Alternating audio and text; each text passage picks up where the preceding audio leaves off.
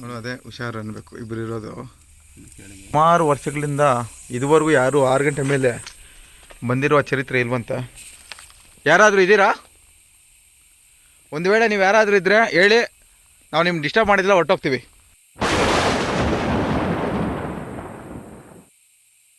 ಈ ಒಂದು ಪ್ರದೇಶಕ್ಕೆ ಹೋಗೋಕ್ಕೆ ಇಲ್ಲಿ ದಾರಿ ತೋರಿಸ್ಲಿಕ್ಕೆ ತುಂಬ ಜನ ಎದುರ್ಕೊಂತಾರೆ, ಯಾರೂ ಬರಲಿಲ್ಲ ಕಡೆಗೂ. ಮತ್ತು ನನ್ನ ಗೊತ್ತಿರೋರು ಒಬ್ಬರ ಜೊತೆ ಇನ್ಫ್ಲೂಯೆನ್ಸ್ ಮಾಡಿಸಿ ಅದಾದಮೇಲೆ ಒಂದು 3 ಜನ ಹುಡುಗರು ಚಿಕ್ಕ ಮಕ್ಕಳು, ಅಣ್ಣ ನಾವು ದಾರಿ ತೋರಿಸ್ಬಿಟ್ಟು ಬಂದುಬಿಡ್ತೀವಿ, ನಾವು ಅಲ್ಲಿರೋದಿಲ್ಲ. ಸರಿನಪ್ಪ ಆಯಿತು, ದಾರಿ ತೋರಿಸ್ಬಿಟ್ಟು ಬಂದ್ಬಿಡ್ರಿ, ಸೊ ನೋಡ್ಕೊಳ್ಳೋಣ ಅಂತ ಹೇಳ್ಬಿಟ್ಟು ಕರ್ಕೊಂಡು ಹೋಗ್ತಾಯಿದ್ದೀವಿ. ಬರ್ತಿದ್ದಾರೆ ಇವಾಗ. ಕಡೆಗೂ ಪ್ಲೇಸ್ ಬಂದಿದ್ದೀವಿ. ದಾರಿನೇ ಎಷ್ಟು ಭಯಂಕರವಾಗೈತಲ್ಲಪ್ಪ, ಅದೇ ನೋಡ್ಮೇಲೆ ಏನದು ಏನೋ ಗೊತ್ತಿಲ್ಲ. ಬಾ, ನಾನು ಇವಾಗ ಬೀರ್ರಾಜು ಹೋಗ್ತಾ ಇದ್ದೀವಿ. ಈ ಒಂದು ರೈಲ್ವೆ ಸ್ಟೇಷನ್ ಏನಿದೆ ಇಲ್ಲಿ ಕುಡಿಯೋದಕ್ಕೂ ಯಾರೂ ಬರೋದಿಲ್ವಂತೆ, ಒಳಗಡೆ ಹೋಗೋಕೆ ತುಂಬ ಕಷ್ಟ ಆಗೋದಿಲ್ಲ. ಸೊ ಇಲ್ಲಿ ಸುಮಾರು ವರ್ಷಗಳಿಂದ ಇದುವರೆಗೂ ಯಾರೂ 6 ಗಂಟೆ ಮೇಲೆ ಬಂದಿರುವ ಚರಿತ್ರೆ ಇಲ್ವಂತೆ. ಸೊ ಹಂಗಾಗಿ ನಾವು ನಿಮಗೆ ಒಂದು ತೋರಿಸುವಂಥ ಒಂದು ಪ್ರಯತ್ನ. ಇಷ್ಟೇ ಇದು ರೂಮು, ಚಿಕ್ಕ ರೂಮು. ನನಗೆ ಗೊತ್ತಿರೋ ಮಟ್ಟಿಗೆ ಈ ಒಂದು ರೂಮ್ ಏನಿದೆ ಇದು ಆಫೀಸ್ ವರ್ಕ್ ಸಂಬಂಧಪಟ್ಟಂಥ ಒಂದು ರೂಮ್ ಆಗಿರ್ತದೆ. ಹೀಗೆ ಬಂದರೆ ಸುಮಾರು 70 ವರ್ಷಗಳಂಥ ಕಾಲಕ್ಕೆ ಸಂಬಂಧಪಟ್ಟಂತಹ ಒಂದು ಹಳೆಯ ಬಾವಿನೂ ಇಲ್ಲಿರುತ್ತೆ. ಇದರಲ್ಲೂ ಸಾಕಷ್ಟು ಜನ ಸತ್ತಿದ್ದಾರೆ ಅನ್ನೋ ಒಂದು ಮಾಹಿತಿ ಇದೆ. ಹಾಗಾಗಿ ಆ ಒಂದು ಬಾವಿಗೆ ಇದುವರೆಗೂ ಯಾರೂ ಈ ಒಂದು ನಾವು ಬಂದಿರೋ ಸಮಯದಲ್ಲಿ ಯಾರೂ ಬಂದಿಲ್ಲ, ಬರೋದಿಲ್ವಂತೆ. ಹುಡುಗರು ಬಿಟ್ಬಿಟ್ಟು ಹಂಗೇ ಹೊರಟೋಗ್ಬಿಟ್ರು. ಯಾಕೋ ಇದು ಬ್ಯಾಟ್ರಿ ಏನೋ ಒಂಥರ ಆಗ್ತೈತಲ್ಲೋ, ನಿಂದು ನೋಡು. ಯಾಕದು? ನಡಿ ಆ ಕಡೆ ಹೋಗ್ಬಿಡ್ಬೇಡ, ನಡಿ ಹೇಳ್ತೀನಿ ನಡಿ ಯಾಕಂತ.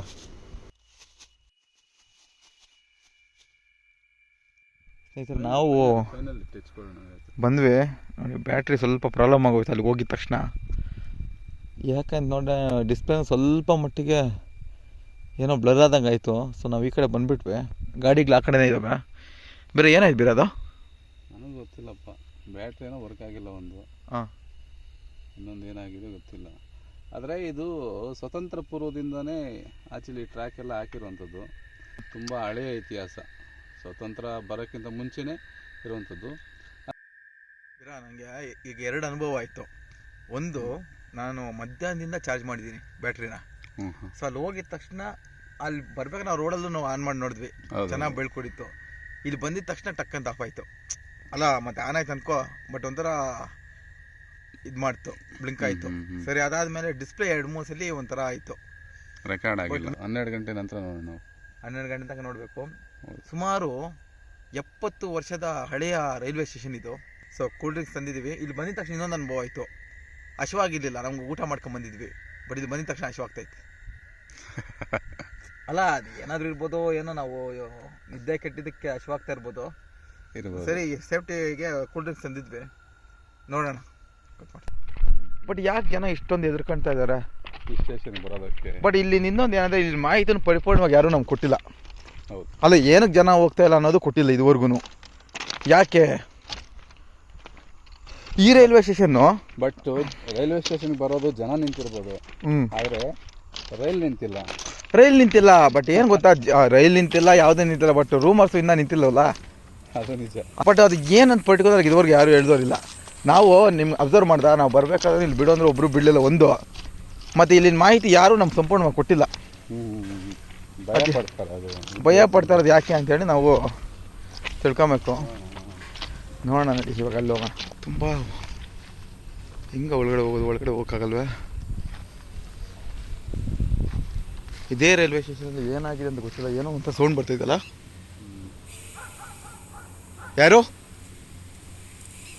ಯಾರಾದರೂ ಇದ್ದೀರಾ? ಒಂದು ವೇಳೆ ನೀವೇನೋ ಇದ್ದರೆ ನಿಮ್ಗೆ ಯಾವುದೇ ರೀತಿಯ ಸಮಸ್ಯೆ ಮಾಡೋದಿಲ್ಲ. ನಿಮ್ಗೇನೋ ಸಮಸ್ಯೆ ಆಗೋಗಿದ್ರೆ ಹೇಳಿ, ನಾವು ಹೊರಟೋಗ್ತೀವಿ. ಏನು ಬೀರಾ? ಹೌದು, ಬನ್ನಿ, ಹೊರಗಡೆ ಬನ್ನಿ, ನಿಮ್ಮ ಸಮಸ್ಯೆ ಏನಿದ್ರೆ ಹೇಳಿ. ಸೌಂಡ್ ಮಾಡಿಬಿಡಿ ದಯವಿಟ್ಟು. ಬಂದು ಹೊರಗಡೆ ಬನ್ನಿ. ಹೊರಗಡೆ ಬಂದು ನಿಮ್ಮ ಸಮಸ್ಯೆ ಏನಿದ್ರೆ ಹೇಳಿ, ನಮ್ಮ ಜೊತೆ ಹಂಚ್ಕೊಳ್ಳಿ. ನೋಡಿ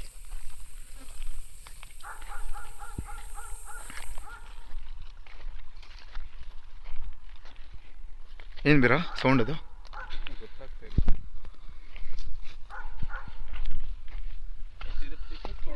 ಇದೇನು ಸಮಾಧಿನ? ಹಂಗೆ ಇದೆ, ಹೇಳೋಕ್ಕಾಗಲ್ಲ. ಏನಂತ ಗೊತ್ತಾಗ್ತಿಲ್ಲ ಸೌಂಡದು. ಬೇಡ ನೋಡು, ನಾವು ಅವ್ರು ತೊಂದರೆ ಕೊಡೋದು ಬೇಡ ಅವ್ರಿಗೆ.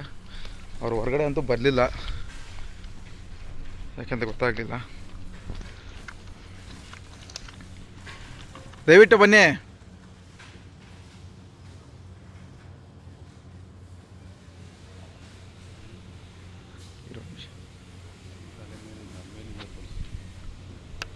ಇದು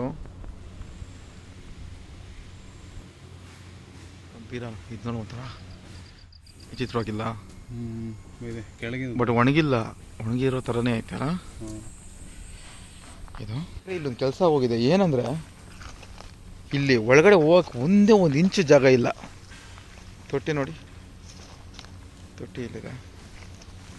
ಏನಕ್ಕೆ ಜಾಗ ಇಲ್ಲ ಅಂದರೆ ಜನ ಬಂದರೆ ಅಲ್ವಾ ಏನಾದರೂ ದಾರಿ ಮಾಡೋಕ್ಕೆ, ಜನನೇ ಇಲ್ಲ ಅದು ಗುರು. ಇಲ್ಲಿ ಏನೇನಕ್ಕೂ ಬಂದಿಲ್ಲ ಎಷ್ಟೋ ವರ್ಷಗಳಿಂದ. ಯಾರಾದರೂ ಇದ್ದೀರಾ? ಒಂದು ವೇಳೆ ನೀವು ಯಾರಾದರೂ ಇದ್ದರೆ ಹೇಳಿ, ನಾವು ನಿಮ್ಗೆ ಡಿಸ್ಟರ್ಬ್ ಮಾಡಿದಿಲ್ಲ, ಹೊರಟೋಗ್ತೀವಿ. ಅದಾದಮೇಲೆ ಇದು ಎರಡನೇ ಕೌಂಟ್ರು, ಮೂರನೇದಾ? ಇದೇನೋ ನೋಡಪ್ಪ ಅಗ್ದಿದ್ದಾರೆ, ಏನು ಡೆಮಾಲಿಶ್ ಎಲ್ಲ ಮಾಡೋರು,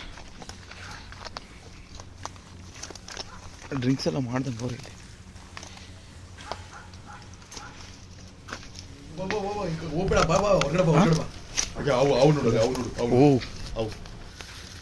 ಇರು, ಸಾರಿ, ಥ್ಯಾಂಕ್ ಯು.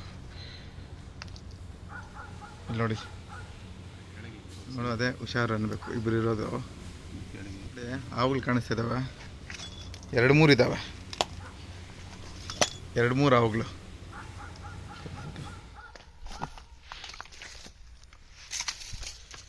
ಎರಡು ಮೂರು ಆವುಗಳಿರೋದ್ರಿಂದ ನಾವೇನು ಮಾಡಲಿಕ್ಕಾಗಲಿಲ್ಲ. ಒಳಗಡೆ ಇನ್ನೊಂದು ಐತಪ್ಪ ದೊಡ್ಡದು, ಹೊರಟೋಯ್ತದೆ. ಸೊ ದೊಡ್ಡದು ಹಾವು ನಮಗೆ ಅಡ್ಡ ಬರ್ತಾಯಿದೆ. ಯಾಕಂದರೆ 2 ಹಾವುಗಳು ಒಳಗಡೆ ಇದ್ವು. ಅದಾದಮೇಲೆ ಇದು 3ನೇ ಹಾವು ನಮ್ಮ ಕಣ್ಣಿಗೆ ಕಾಣಿಸಿತ್ತು. ಇದೇ ಮನೆ. ಸ್ನೇಹಿತರೆ ನಮಸ್ಕಾರ. ನಾವಿಲ್ಲಿ ಬಂದಾನಿಂದ ನಮಗೆ ಎಷ್ಟು ಪ್ರಾಬ್ಲಮ್ಗಳಾಗ್ತಾಯಿದ್ದಾವೆ ಅಂದರೆ, ಒಂದು ಮೊದಲನೇ ರೂಮ್ಗೆ ಹೋದಂಥ ಸಂದರ್ಭದಲ್ಲಿ ನನ್ನ ಬ್ಯಾಟ್ರಿನ ಫುಲ್ ಚಾರ್ಜ್ ಮಾಡ್ಕೊಂಬಂದೂ ಪದೇ ಪದೇ ಆಫ್ ಆಗುವಂಥದ್ದು. ಅದು ಹೊಸ ಬ್ಯಾಟ್ರಿ ಆ್ಯಕ್ಚುಲಿ, ಆ ಥರ ಒಂದು ಸಮಸ್ಯೆ ಆಯಿತು. ಅದಾದಮೇಲೆ 2ನೇ ರೂಮಿಗೆ ಬಂದಾಗ ಒಂಥರ ಏನೋ ಬೇರೆ ಥರ ವೈಬ್ರೇಷನ್ಸ್, ಲೈಕ್ ಯಾರೋ ಮಾತಾಡ್ದಂಗೆ, ಸೌಂಡ್ ಮಾಡ್ದಂಗೆ, ಒಳಗಡೆ ಓಡಾಡ್ದಂಗೆ, ಆ ಥರ ಅನುಭವ ಆಯಿತು. 3ನೇ ರೂಮಿಗೆ ಬರ್ತೀವಿ. 3ನೇ ರೂಮಿಗೆ ಬಂದಾಗ ಅಲ್ಲಿ ಹಾವುಗಳು ಬರೀ 2-3 ಕಾಣಿಸ್ತವೆ. ಒಂದು ಮೇಲೆ ಐತಿ, 2 ಕೆಳಗಡೆ ಓಡೇ ಹೋಗ್ಬಿಡ್ತು. ಸೊ ಇದೆಲ್ಲ ನೋಡಿದಾಗ ನಮ್ಗೆ ಸ್ವಲ್ಪ ಗಾಬರಿ ಆಯಿತು. ಯಾವ ರೀತಿ ಗಾಬರಿ ಅಂದರೆ, ಹಾವುಗಳಿರ್ತಾವ ಅನ್ನೋ ಗಾಬರಿ. ಮತ್ತು ಅಲ್ಲಿ ಬಾವಿ ಹತ್ರ ಹೋಗ್ತೀವಿ. ಆ ಬಾವಿ ಹತ್ರ ಹೋದರೆ ಅದು ವಿಡಿಯೋಗೆ ಅಂತ ನಾನು ಹೇಳ್ತಿಲ್ಲ, ಅಲ್ಲಿ ಬೇರೆ ಥರನೇ ಅನುಭವ ಆಯಿತು ನಮಗೆ. ಸೊ ಹಂಗಾಗಿ ಹಾವುಗಳಿದ್ದ ಕಾರಣ, ಯಾಕಂದ್ರೆ ನಾವು ಅಲ್ಲಿಂದ ಕವರ್ ಮಾಡ್ಕೊಂಡ್ಬಂದಿದ್ದೀವಿ. ಇಲ್ಲಿ ಜನಸಂದಣಿ ಇಲ್ಲದೆ ಅವರ ಕಾರಣದಿಂದಾಗಿ ಯಾರೂ ಓಡಾಡೋದಿಲ್ಲ, ಒಳಗಡೆ ಹೋಗೋದಕ್ಕೂ ಆಗೋದಿಲ್ಲ. ಅಷ್ಟೊಂದು ಗಿಡ ಮುಳ್ಳುಗಳೆಲ್ಲ ಕವರ್ ಆಗೋಗ್ಬಿಟ್ಟಿದೆ. ಸೊ ಈ ಒಂದು ವಿಡಿಯೋನ ಇಲ್ಲಿಗೆ ಲಾಗ್ನ ಮುಗಿಸ್ತಾ ಇದ್ವಿ. ಮುಂದಿನ ದಿನಗಳಲ್ಲಿ ಇನ್ನೂ ಹೆಚ್ಚಿನ ಒಂದು ಪ್ಯಾರಾನಾರ್ಮಲ್ ಇರುವಂಥ ಒಂದು ಪ್ರದೇಶಗಳನ್ನು ನಾವು ಟ್ರೇಸ್ ಔಟ್ ಮಾಡ್ತೀವಿ ನಿಮಗೋಸ್ಕರ. ನೋಡಿ, ಧನ್ಯವಾದಗಳು. ಒಂದು ಹೇಳೋದೇನೆಂದರೆ, ಇಲ್ಲಿ ಜನ ಮೊದಲಿಂದನೂ ಹೇಳ್ಕೊಂಡು ಬಂದಿರೋ ಹಂಗೆ ದೆವ್ವ ಭೂತ ಹಂಗೆ ಭಯ ಬೀಳ್ಬೇಕು ಬಿಟ್ಟರೆ ಇಲ್ಲೇನೂ ಇಲ್ಲ. ಆರಾಮಾಗಿ ಓಡಾಡ್ಕೊಂಡಿರ್ಬೋದು. ಅವ್ರು ಹೇಳಿರೋ ಒಂದು ನಮ್ಮ ಮೈಂಡಲ್ಲಿ ಬಿದ್ದೋಗಿದ್ದ ಹಂಗೆ ಅನಿಸ್ತಾನೆ ನಮಗೆ ವಿಡಿಯೋ ಮಾಡಬೇಕಾದ್ರೆ. ಅಷ್ಟೇ, ಏನೂ ಇಲ್ಲ ಸ್ನೇಹಿತರೆ, ಓಡಾಡ್ಬೋದು.